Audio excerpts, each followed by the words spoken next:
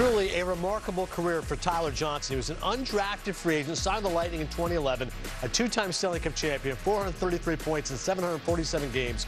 He announced his retirement on Monday, and as you see, World Juniors gold medalist for USA and a 2012 Calder champion. He went undrafted despite the fact he won the Memorial Cup in 2008 with Spokane, his hometown team. He was named the Western Hockey League's playoff MVP. Let's bring in Tyler Johnson right now. Let's start there, Tyler. Every day of your life, someone said to you, hey, you're too small. You can't play hockey. How could you do this? And you proved everybody wrong. How gratifying is that? I mean, it's huge. I think, like I said in my announcement, if I didn't have my parents and my family, it never would have been possible. Obviously, there's a lot of days that doubt clouds your mind, but thankfully I had a really good support system. All it takes is a few people to believe in you, so I was lucky for that. Tyler, there was another great player that I played with down in Tampa who went on to become a Hall of Famer, who's coaching the Montreal Canadiens, and my buddy Marty St. Louis. Any inspiration, any knowledge, anything that you can share from Marty or an example that helped you on your path? Well, obviously being in Tampa, I was lucky enough. My first year, he was actually my line mate, so that was a pretty cool experience. He's a great guy. It was me, him, and Pally, so that was a lot of fun. But he was a guy that, I just saw how hard he worked all the time and how, he was never afraid to go into corners. Obviously, he's not going to be beating anyone up, but either was I. So I kind of had to learn how do you pick and choose your moments a little bit. And the skill that he had and what he did, just being a good teammate, being a leader on our team. And, I was lucky enough to be around him for, about a year and a half or so. And it was a good experience. Tyler, again, congratulations on just a terrific career. You won at all kinds of levels, and you had so much success. And to be an undrafted guy, I mean, I can't tell you enough how it makes me feel good for stories like that, to hear stories like that, because so many guys, they give up along the way, and you battled through, and you had an unbelievable run. So congratulations on your career. I like to ask guys at the end when they're retiring if they remember their first game. And if they do, what do they remember about it? Like who you were playing, who you were against? Do you remember your first NHL game? I think I remember everything. We were playing against the Islanders. It was in Tampa. I still remember when I got the phone call from Steve saying I was going to go up. The reason why I got called up was Vinny Lecavalier got a shot off his foot. They didn't know if he had a broken foot or not, so they were going to bring me down. There was a good chance I wasn't even going to play.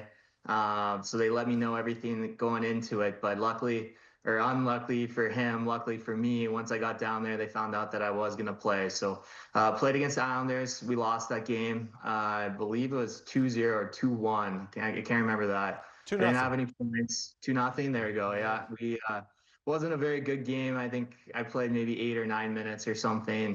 Didn't really do anything, but it was fun to get my foot in the water a little bit. And then we played a couple days later. Awesome stuff. Love it. It's amazing to think about the journey. And, of course, the 2 Stanley Cups highlights it all. You win the Stanley Cup in 2015, of course, win it 5 years later. What stands out most about those Cup victories?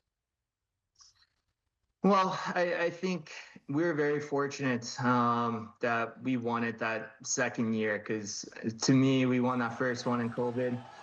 To me, that was the hardest one. I mean, being in the playoff bubble and stuff was just incredibly difficult on everybody. It was an experience. It was a long time. But for us to come back, win that second one, kind of have more of a normal season, be able to, have the cup throughout the summer. Because I remember that was the one thing that we were all really worried about is once we won it the first time, they didn't know if we were going to be able to get our day with the cup because, the team the next year was going to have their days. So that was a little bit of fire for us, a little bit of motivation to try to win back-to-back, and we were able to do that. So I think that was the most gratifying thing for me is being able to have my family there on the second one and be able to have our day and bring it up to Spokane. Tyler, listen, this is fresh, but you've had so much success at every level, as we've alluded to.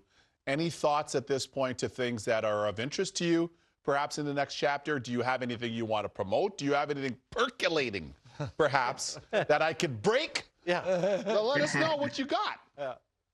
I mean, hey, if there was something, I'd let you know right away. But all right. We appreciate it. I don't really know right now. I'm kind of keeping options open. Nice. There's obviously a lot of things that interest me, and we'll kind of see what happens. But no, I'm excited for what's next. Nice. Tyler, I want to ask you about your World Junior Championship experience because I've had the good fortune of calling those games over the last couple of years. I remember being in Finland in 2004 when Team USA won their first. You were part of the team that won the second gold medal in 2010. What do you remember about that? Because that was a crazy game. I think it was overtime. That must have been a wonderful experience wearing the red, white, and blue. Yeah, it was amazing. You know, I was lucky enough able to play 2 years with them, and I still remember, you know, being a Spokane guy, not really knowing what World Juniors was at the time when I was younger. And I got invited to camp, and I actually was talking with my general manager with the Chiefs, and I go, do I really need to go to this? What is this? And he's like, yeah, this is one of the biggest things you're ever going to do. And once I got there, I was like, this is amazing. This is what hockey's all about, being able to play for your country and do everything. And, you know, I remember we sat and had a video, and they were talking about how Team USA really hasn't done anything since that 2004 that you alluded to. And I remember all of us saying, hey, we want to change that. And first year, we obviously had a little bit of a letdown, but the next year we were able to win. And with that team, I thought that was the coolest experience for me because we had a bunch of good players, but it wasn't the highly touted players. And then I think we're going against Canada, and they're doing that whole drive for 5 or whatever they're on 6, 7. I can't even remember. For us to be able to knock them out, that was a surreal feeling playing in Ottawa and also in Saskatoon. And you know, we had a lot of fun. Certainly memories that'll last a lifetime. Saskatchewan, a little bleak there in January, but thankfully you guys were able to get through. I'm curious right now, Tyler, nobody would have expected the capital of the hockey world is Sunrise, Florida, but there was a time nobody expected that Tampa Bay would be the center of the hockey world. Any parallels you can draw what you guys did and what's happening now in Florida?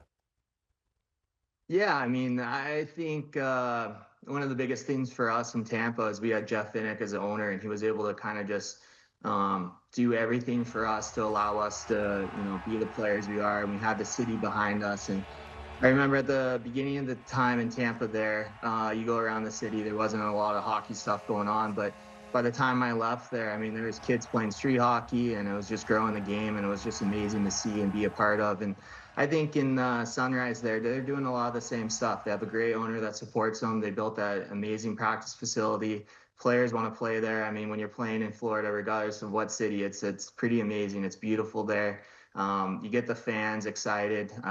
You know, it's cool to see. I think it's great for Florida. I mean, at the beginning, you know, we kind of stomped all over them in my first couple of years. And all of a sudden, they become the powerhouse they are. So I think it's really cool to see for hockey and for the NHL. Tyler, there's something to be said for having great ownership and great management and what that experience feels like. Maybe you can share it with the fans, just some of the touches, some of those little kind of details that ownership brings to the table to make it such a great environment for you to play and for your families and stuff. Maybe you could share some of that stuff, because a lot of the naysayers out there are talking about the tax code like they ever knew anything about tax before. They don't even know about taxes. But maybe you could just share some of the insight with some of the viewers, please. Yeah, I mean, I can speak about Jeff Vinnick. He was just unbelievable.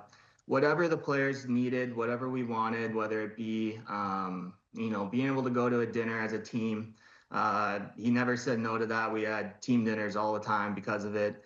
Parties, I mean, we'd go to his house, and obviously he's a financial guy, and he'd give us a little bit of insight on, you know, what he's thinking about the markets and stuff. And then he's just such a good like fan, I guess, if that's a good way to say it. Sure. He never wanted to meddle and never wanted to tell you how to play, or never even said if you played, you know, bad. I mean, we could lose a game 7-0 and he'd come in and be like the biggest supporter. So we absolutely loved him down there. His family's great. You go in the city, all the fans love him. So it makes our life a lot easier because, you know, they want us there. They want us to be a part of the community. They give you every option to help out in every charity. And I think that says a lot about the owner when they give you that option. And, you know, he donates, what, $50,000 to every single game. So it's incredible what he does, and just kind of makes you want to be a part of that organization, put on that Lightning sweater, and really kind of, you know, you don't want to let them down. You don't want to let the city down. And I think that goes pretty far. Awesome. You started that answer by saying I can speak about. I thought you were going to say I can speak about the tax code. I'm like, here we go. He's going to explain in depth why everyone wants to play in Florida. Exactly. And you're not right. You're not wrong, Tyler. You guys definitely did dominate the Panthers back in the day as part of a wonderful career. Tyler Johnson, congrats on a wonderful career, man. Seriously, all the best. Thank you, guys. Appreciate it.